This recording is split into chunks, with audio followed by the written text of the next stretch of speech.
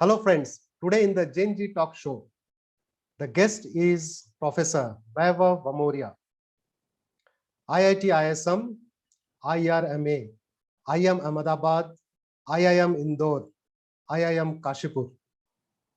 That's not the reason why he is on the show.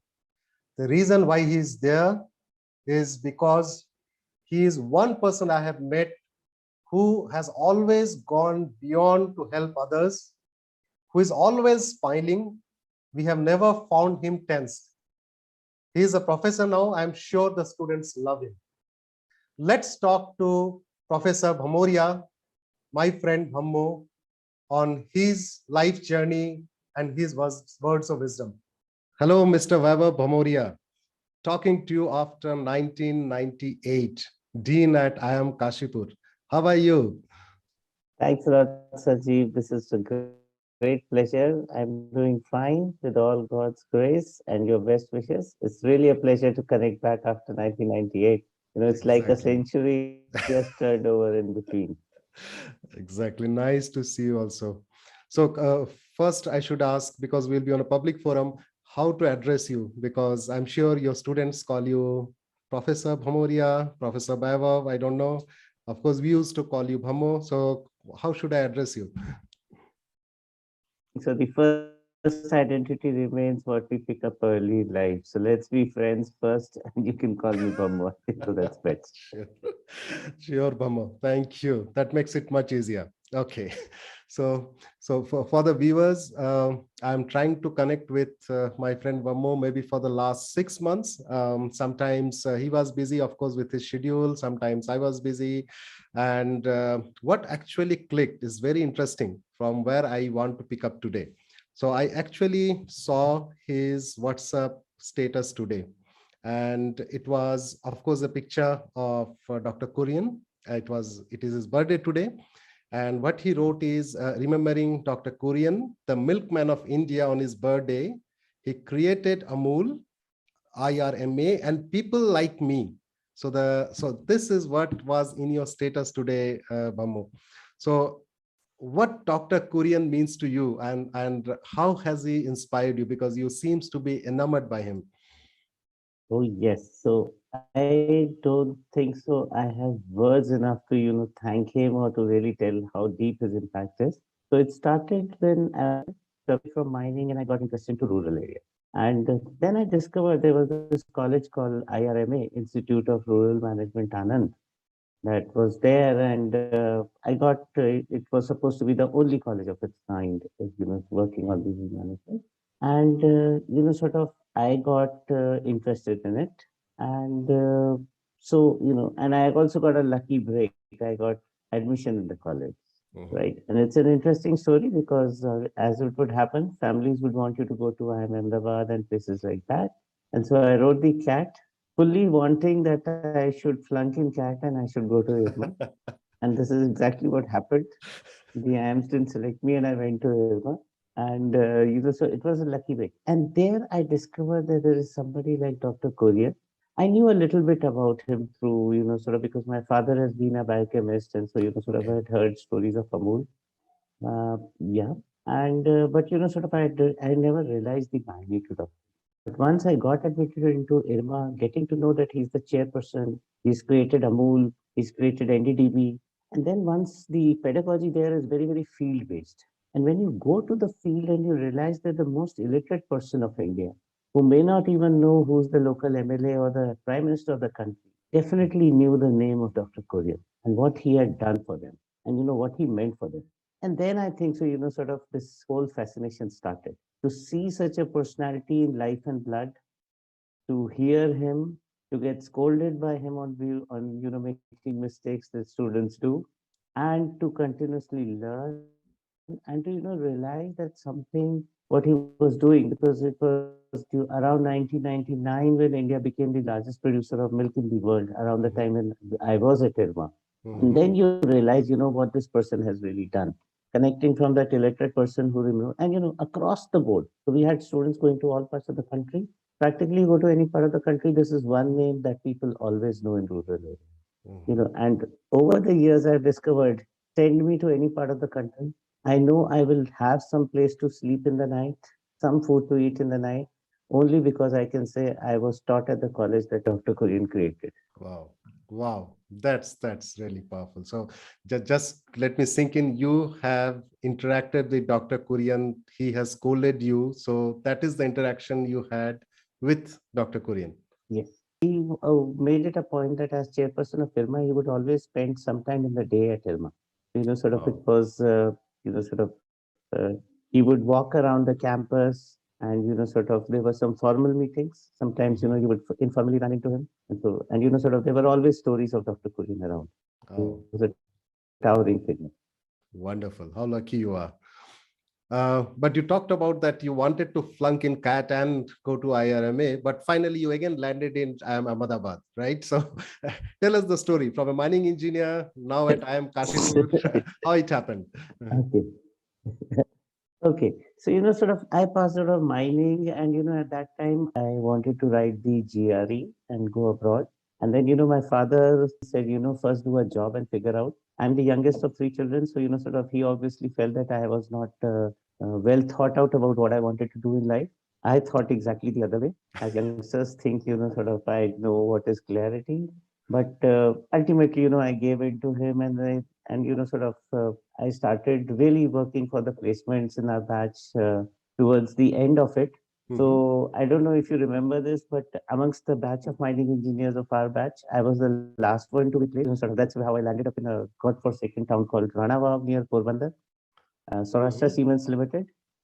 And I still remember when I told my father I have got selected, sort of the first thing he mentioned was, okay, so you're going to work in the company that is owned by your favorite actress. So I Juhi started Chawla. working there, and yeah, Juhi Chawla. And I started working there, and what I realized was that mining was interesting. It was formula based, but as I interacted more and more with these operators and the labor there, I realized that they were also partially agriculturalists, and they were also doing jobs. And the Mhm. agricultural problems that they talked about, sort of they seemed much more interesting. And so, sort of I was fascinated. And what I saw was that probably, sort of within be much better if to, sort of move towards the rural areas. And, I kept on interacting with them. That's how my interest in rural grew. Mhm. And that happened. And so, I graduated to this story of going to IRMA and writing the exam and all that stuff. Once I was at IRMA, then, sort of, I was lucky again. I got a job with the International Water Management Institute, an Mhm. international non-profit research organization, and I worked with them for 3 years, three different projects. And I traveled like crazy. I was probably traveling 20, 25 days a month.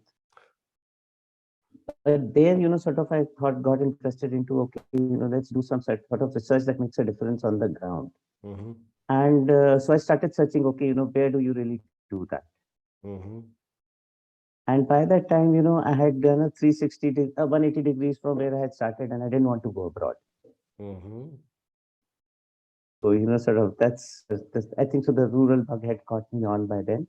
And then I decided, okay, where should I go? And I figured out, okay, there's this place called Ahmedabad, which does a lot of practical based research and stuff happens Mhm. there.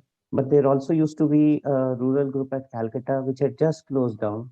So by the time I decided to enroll for a PhD, sort of only Ahmedabad was accepting applications. And Mhm. I consciously didn't think of IRMA because I thought, I had had enough of interactions with faculty and the knowledge that IRMA had to give. And I continued to live in Anand after that. So, Okay. and my choice of picking up a home in Anand was it should be as close as possible to the IRMA campus. So, sort Oh. of, and that's where, I said, okay, where should I try? So the only place was Ahmedabad. I said, let's give it a shot. Maybe next year I'll have something to do. So let's use it as a mock. And as luck would have it, it is the only year when CAT happened twice. So I got a free mock CAT and I appeared on the CAT. Then I said, okay, this time I'll prepare and give. Well, whatever happened, then I got an interview call. Then, my friend said, boss, when you're giving a mock, take the mock of interview also. You're lucky to get this opportunity. So I went for an interview. But as luck would have it, probably sort of they gave me an admission and then I was caught and they said, boss, it's no more a mock. This is real. And I think so you should go and join. Oh, And that's okay. how I ended up in a PhD. And interestingly, there was another friend of mine who was preparing, who ended up not giving CAT that year, and he took admission the next year. Okay, that's great. Okay. And then after IMA, I think you were there for around 5, 6 years, I believe. I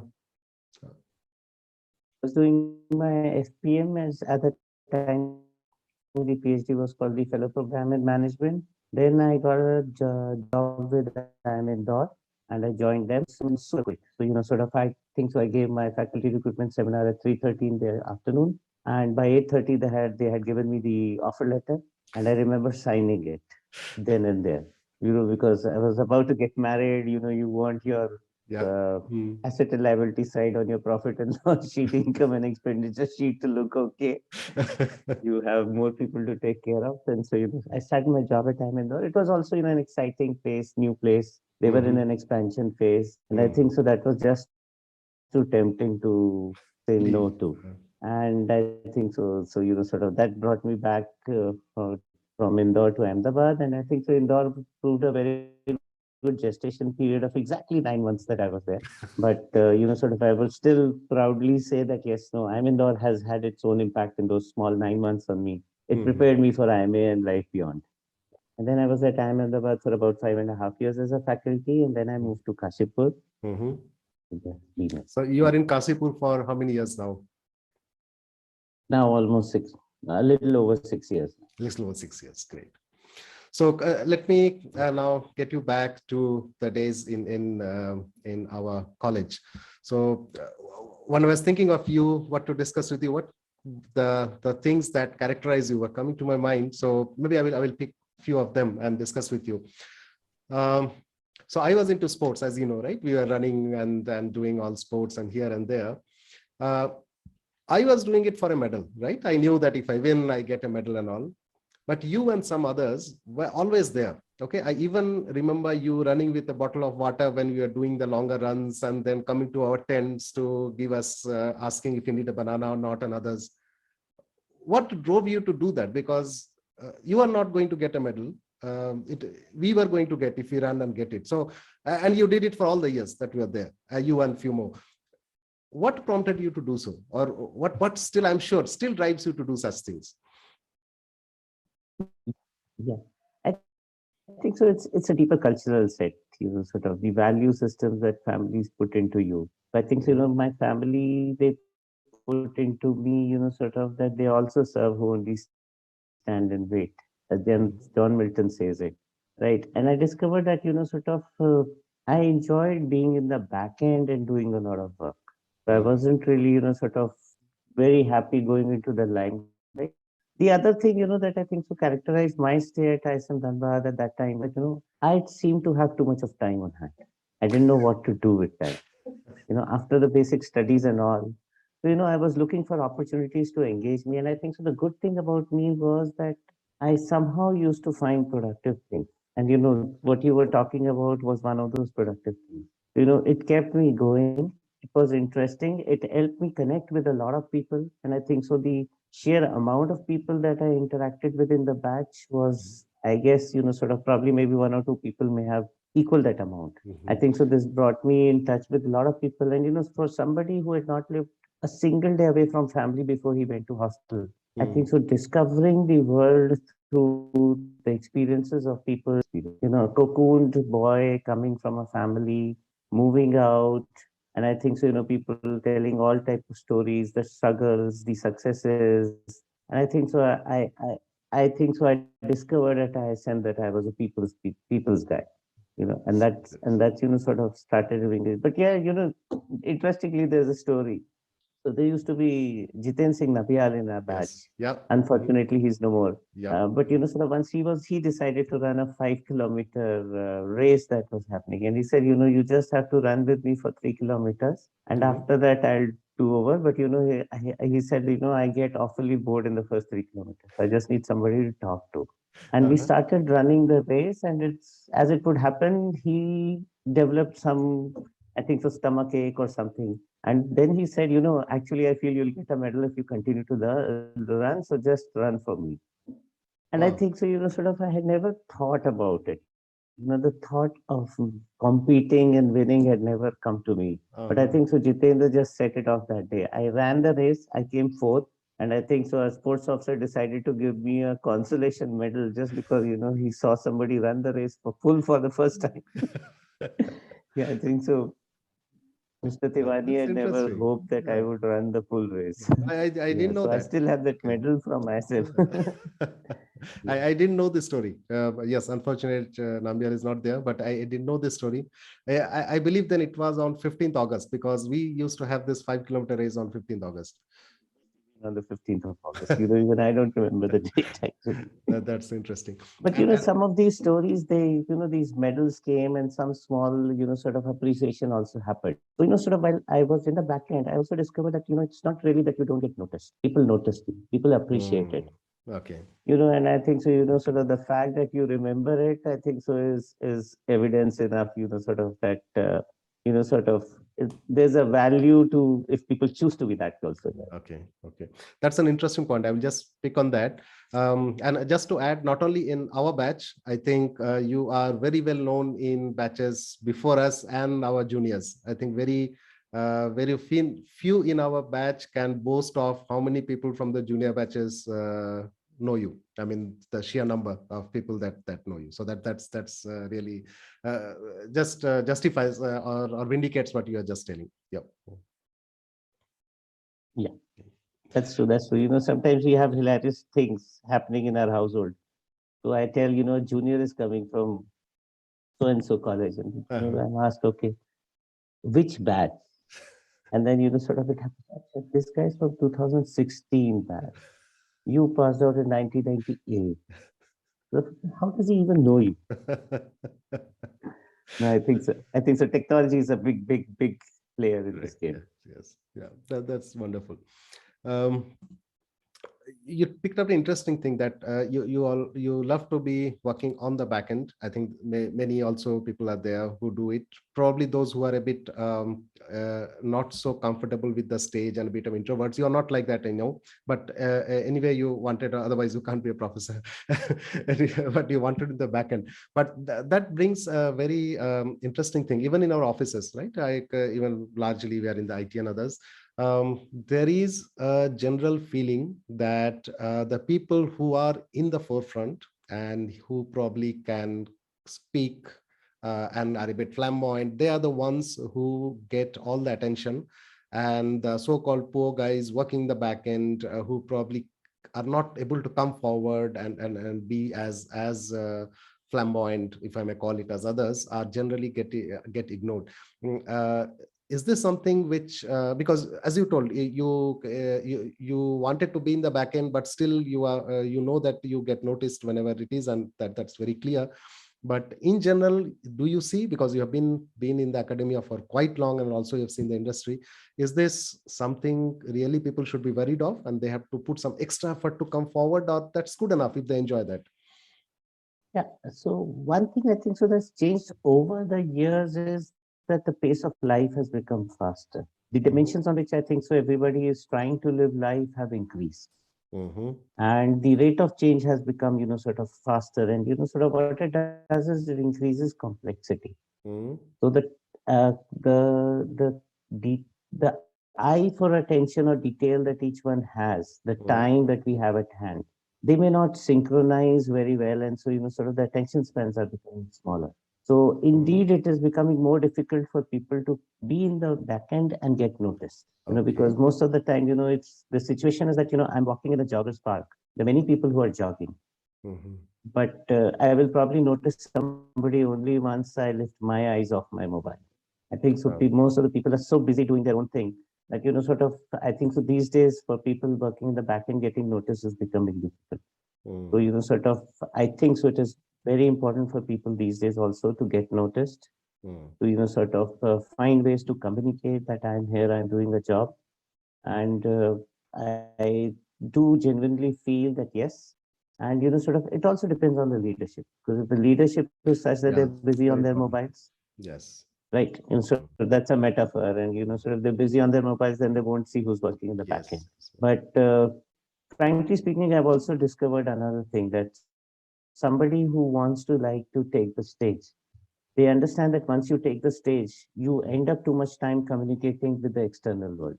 And you need your good hands with you to work internally in the organization or in the team or this thing. So a good leader, I find, sort of tries to balance the two.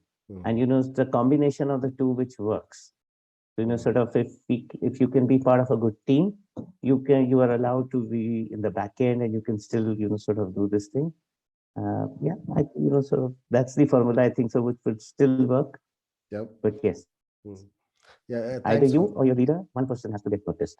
Yes, I think thanks for bringing one perspective here, which I had not thought of. It also depends on the leadership, because a good leader will always recognize and find out the guys who are and who want to probably be in the backend. That is one. And second, as you told, if a leader is on the stage and being showcasing the thing, he must have the backing of a good team behind. So it's always a very good combination that works. So but in general, what you told, because of the attention span coming down, those guys who are in the backend and who crave to be get noticed, then they have to do something. So that's maybe the summary for that. Okay, that's great.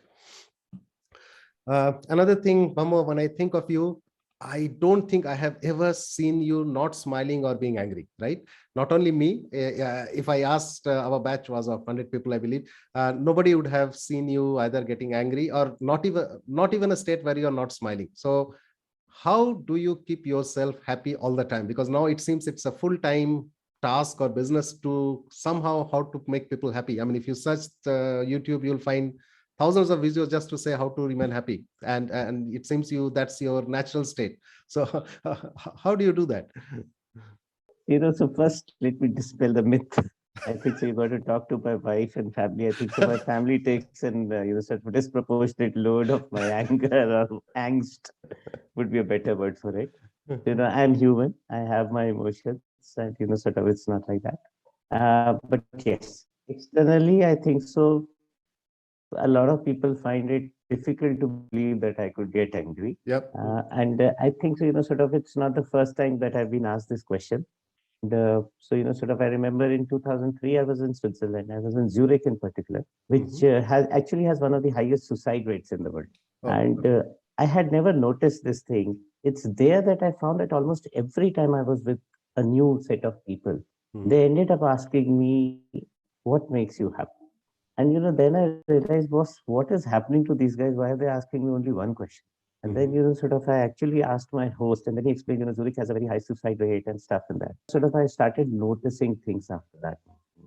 And I think so at many places, because I was working at the back end, it also allowed me to make choices where I could choose my happiness over success, so-called success in the world, or such more, sort of front-ending, much more flamboyant roles.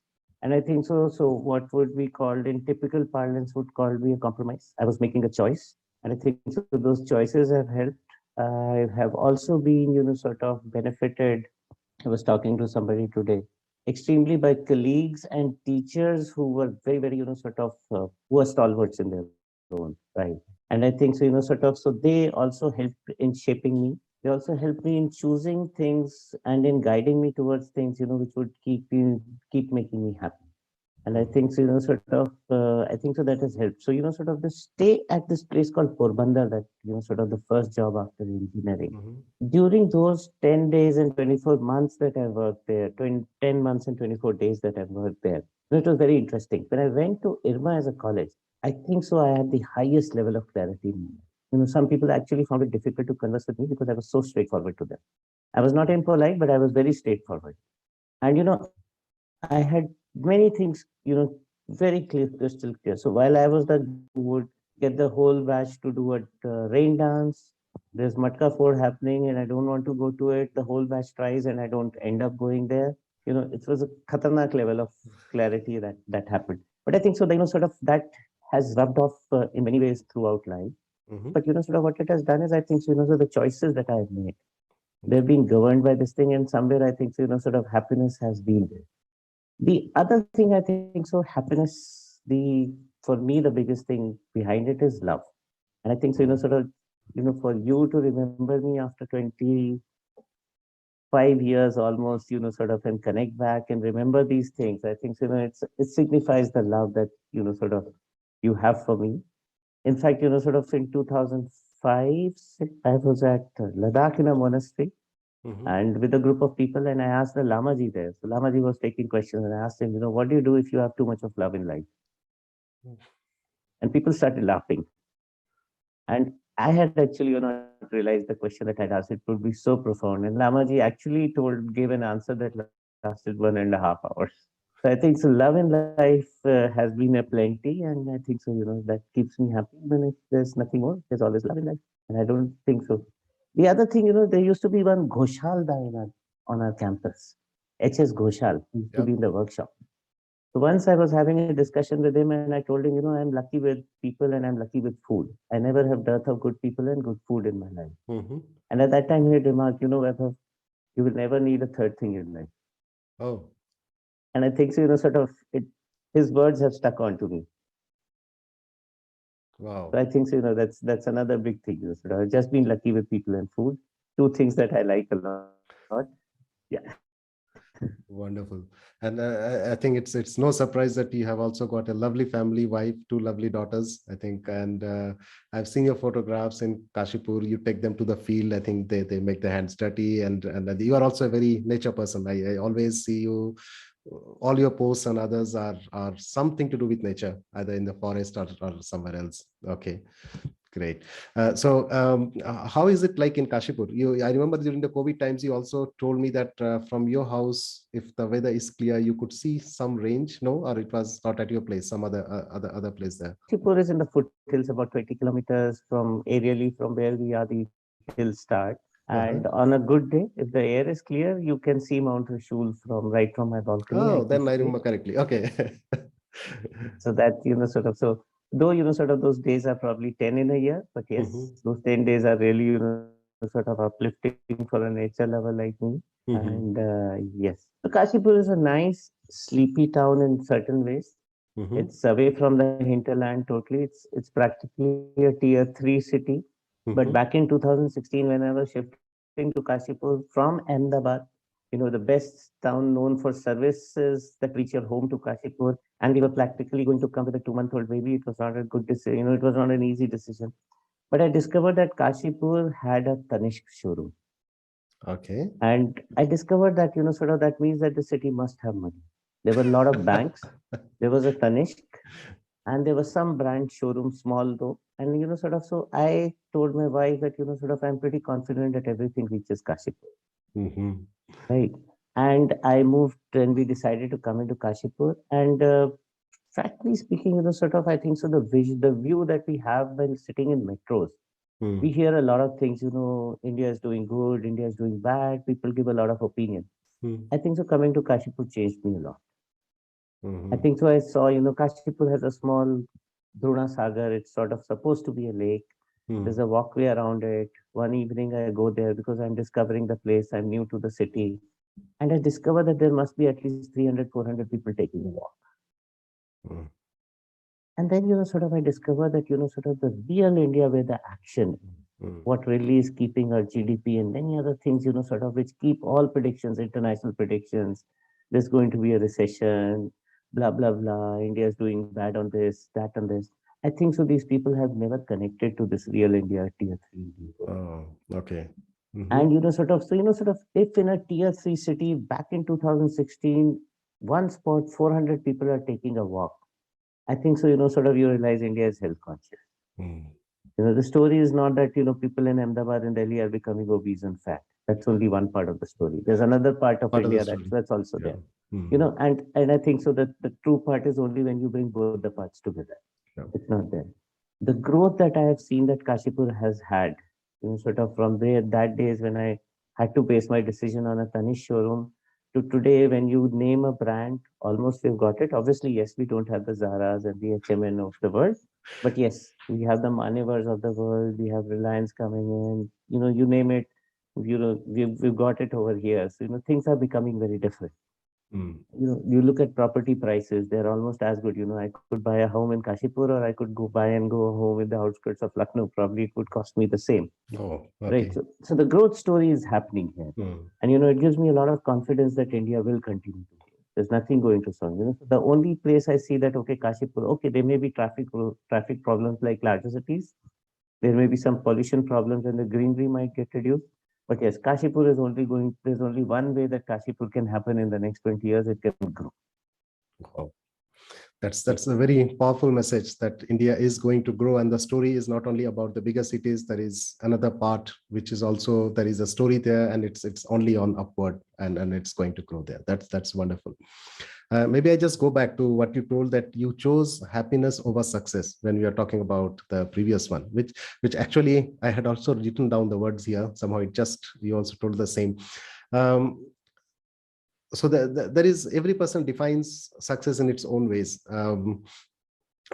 Somewhere I had read, if you get what you want, then it is success. If you want what you get, then it is happiness. Maybe it's another way of saying that whatever you get, if you are happy with it, then of course, then if you're okay with it, then it's happiness.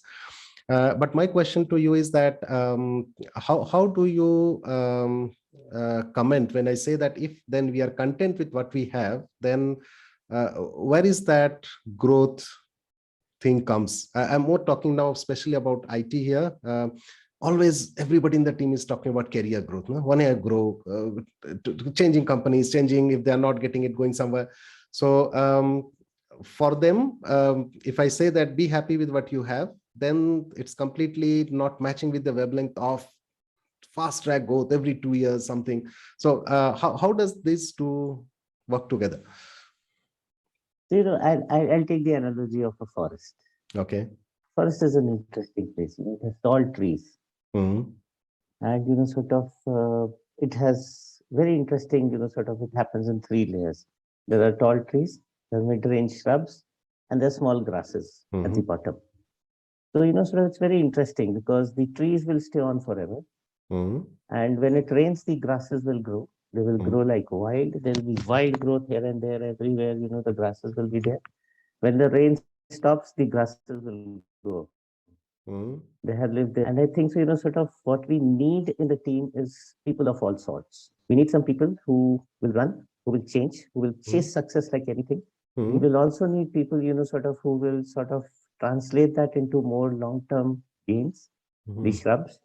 And we need some people who will keep on standing tall like trees and give shade to all of them, for the others guys to have their run, to experiment, to do new things, to do things. And I think so. It's basically, what I'm saying is that we need diversity. We don't need Mm-hmm. people of the same bend in everything. And what I think so makes something successful in the longer term is when you have diversity with coordination. So diversity without coordination is a disaster. Uh-huh. That becomes chaos. Uh-huh. But if it's coordinated, then the three can work together and they can complement with each other. And I think so that's what really makes a huge difference. So, I would always say that if I put a team together, yes, probably in the initial days, you need to give them more time to gel together. Uh-huh. Uh-huh. Once discovered ways that they are useful to each other. And it takes seasons, especially these days with the focus being on youngsters getting into leadership roles. Yep. I think so they haven't seen enough seasons to realize that the person that I'm being very critical of could be my ally, or could be very useful to the Uh-huh. team someday, Yep. right? Because I haven't just seen enough shades. And I think so that makes a difference. Uh-huh. If I am open to that idea, if I know that somebody there's some people in the team who tell that just be patient with some people. Just you have to match the speed, and for some people they enjoy it only when they run like horses. Yep. You can't keep them bound. I think so you have to figure those things out. And I think so IT is a very interesting thing because while there are some people probably who are happy making a software, selling it off to somebody and doing stuff, but I think so some people have to work in the background, look at, okay, so I still remember when I went into class the first time in IIM Kashipur. It was Mm-hmm. the monumental day. It was the day internet turned 25 years. Okay. So, so I went into class and I remember it was an economics class. Mm-hmm. What do you do in economics class? Why, and I was just getting chit-chatting with the students, Mm-hmm. trying to break ice, fully knowing that, they're going to trying to test me. Yeah. Yeah. First thing I told them was, okay, so internet is now 25 years old. And in the age of internet, 25 is like very, very old. Mm-hmm. So what next? Mm-hmm. And I think so, there I made my mark. Mm-hmm. Sort of. So the internet is growing old. And what is the next thing that you must be preparing for? I think so. I gave them a thought that was worth it. Mm-hmm. So, sort of, I think so. We also need people who are thinking in the long term. Mm-hmm. Today we are all talking of AI, ML, Yeah. all that stuff. But I Mm-hmm. think so. We also need somebody who's thinking, okay, what next? Mm-hmm.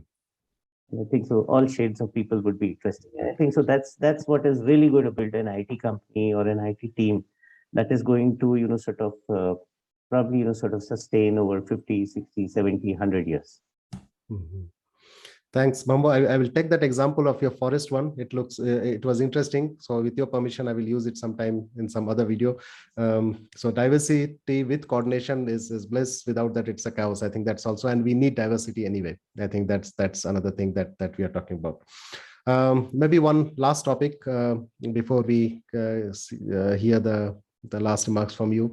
Now I'm mainly talking about after COVID, we are into hybrid mode, right?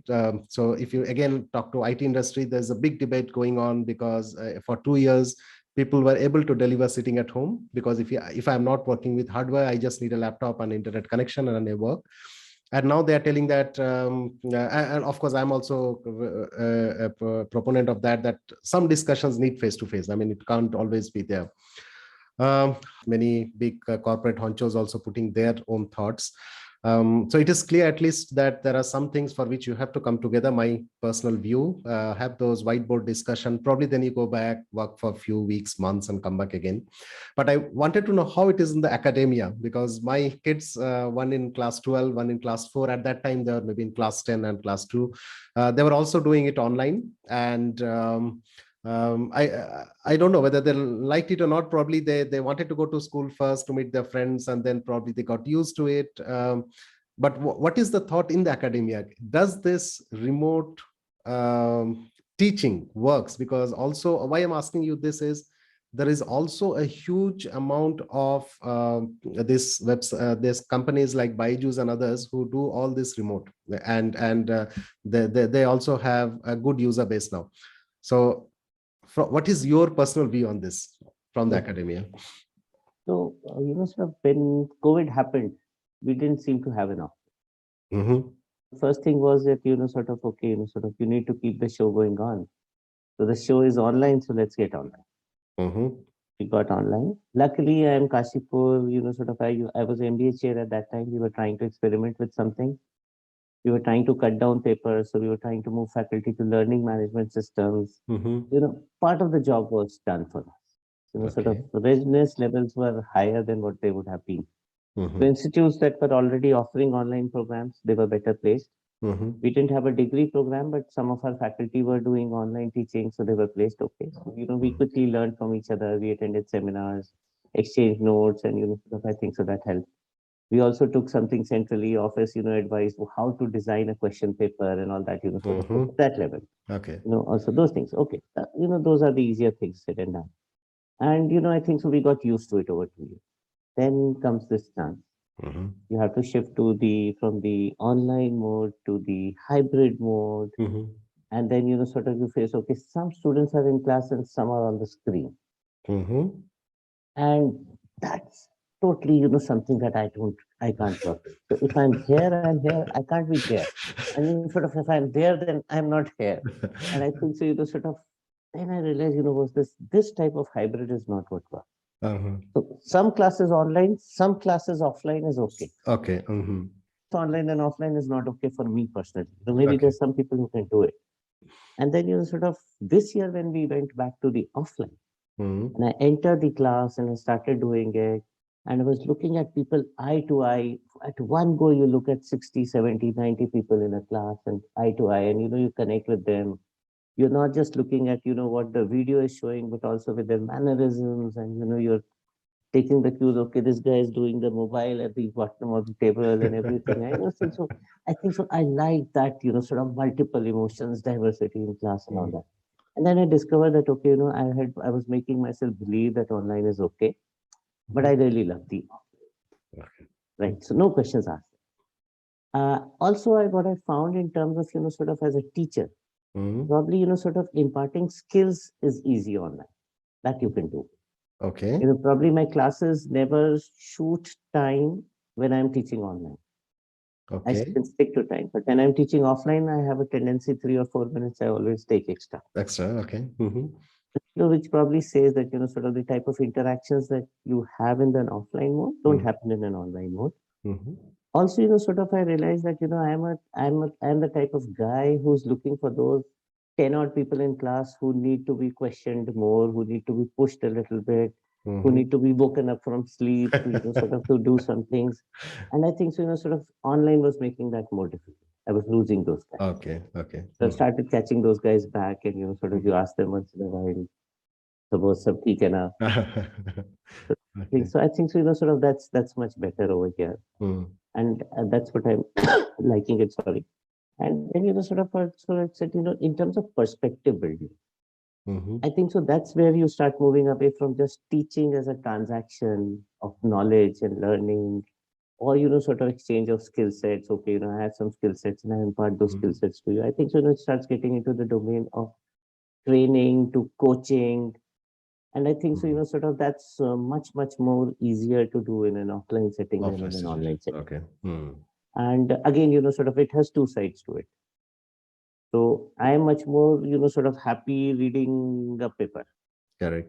but I am sure my students are much more happy reading it on the screen. Screen. Yeah. Hmm. In fact, now I think so they don't even read it. They play it and they're happy listening to it. Uh-huh.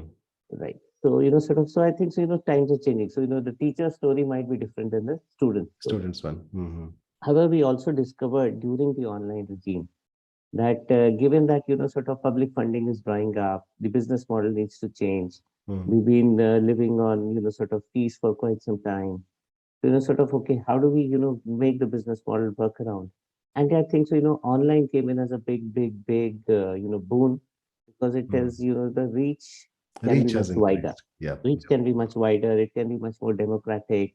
Hmm. I really don't need the infrastructure of a hostel, a classroom, big, blah, blah. All that Hmm. stuff is not Hmm. required. So, even for the masses, probably, some things can come in much more affordable. Hmm. And so, sort of, it's a totally different world that's Hmm. in.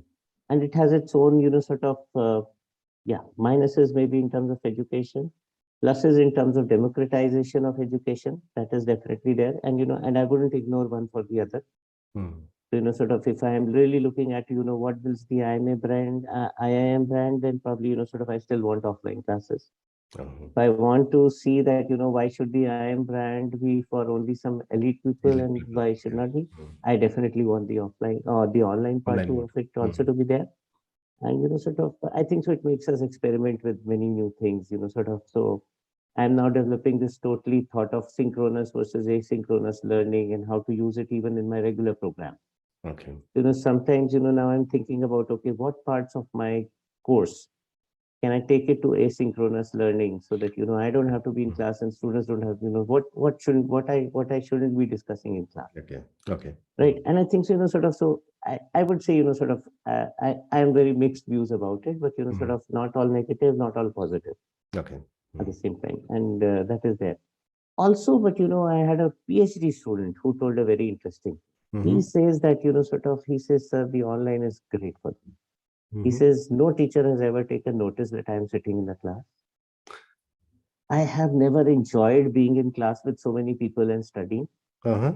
So when I'm sitting in my room, whether I'm in my blanket and doing stuff, I think so that has really, sort of brought me out.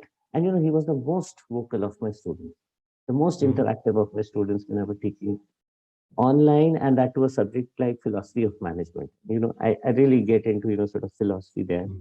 And this guy opened up to it and he said, sort of this has been a revelation. I think so, I have never had such good marks and good performance ever before than when it started online. Oh, And okay. generally, he's not talking about the other things about online that we Hmm. feel that we know, how people's performances have Correct. improved and all that. So I think it's also about the personality at some time. People who are introverted or of a different type, maybe not introvert, may not exactly be the perfect match Hmm. for it. But some personality types, maybe the online works Hmm. Okay. Interesting. might be better on online than at offline.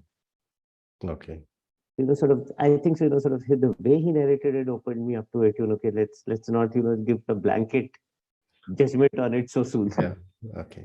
Well, that's an interesting perspective. Yeah. I think being in academia, that's the advantage. You get to hear all these things from different people and different there. At least in industry, it is more delivery focused. So with whatever fits into getting the deliveries done on time and with quality has to work. So, but for you, it's more, you can play around more and you hear also more. That's an advantage for sure. So, Mamo, we are almost towards the ends. Lovely. Almost, I don't know how 1 hour passed. It is more than an hour. Before leaving, maybe a few words on what next, because you pose this question to your economic students that internet 25 years, what next? So for you also, what next? Maybe that is one, and some parting advice. Mainly, I'm not telling parting advice for people who are in their probably 10-15 years into them, and they have this thing now, happiness, success, what should we do? So these two, if you can give your views on that. So, sort of, I'm pretty clear, sort of what is going to define the next 15 years. Mm-hmm. I think so. What is it that we missed the most during COVID? I think so, sort of, it was not what's new about COVID. I think so. That was the part that was bad about COVID. We Mm-hmm. were trying to figure out what's new, what's new, what's new, right? Mm-hmm. Yeah. Most of it was negative. I think so. It's about that we like the world when it's much more predictable, Mm-hmm. but the amount of surprises we have are limited. So we want the surprises. We want some things, which are sort of totally unplanned happening, but they should be limited to something. I Mm-hmm. think so. That's one thing that we all like.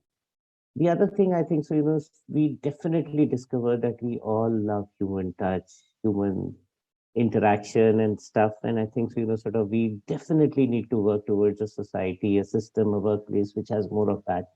Mm-hmm. Um, and sort of I think so there's a huge amount of sort of business and economy that needs to happen around it. Mm-hmm. I think so sort of because very soon what is happening is the way technology is coming in.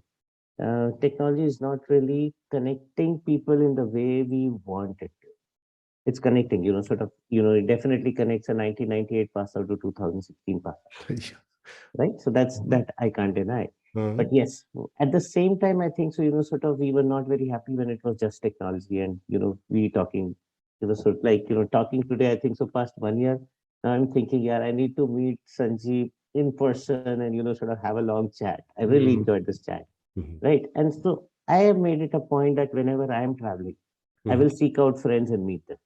I'm probably Mm-hmm. going an extra mile, sleeping Mm-hmm. half an hour less, 1 hour less. Mm-hmm. I am probably going out and meeting my friends, school friends. If I'm in your town, I would definitely, make it a point that chal theek hai, yaar, thoda sa koot pan machata hai, but I let me go and meet Sure. up. And and I think so, there's a huge amount of business opportunity around that people need to discover and do it. I think there's a large amount of economy that can get fueled by such new models of consumption.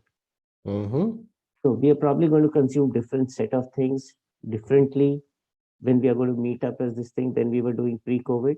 Yes, we want a touch of pre-COVID also because that is what seems normal to us. Mm-hmm. So I see a lot of that happening, and sort of so I see technology evolving into a different role altogether. Okay. Technology is definitely going to have a role to play. It's going to be an enabler in this. Mm-hmm. Without it, this can't happen.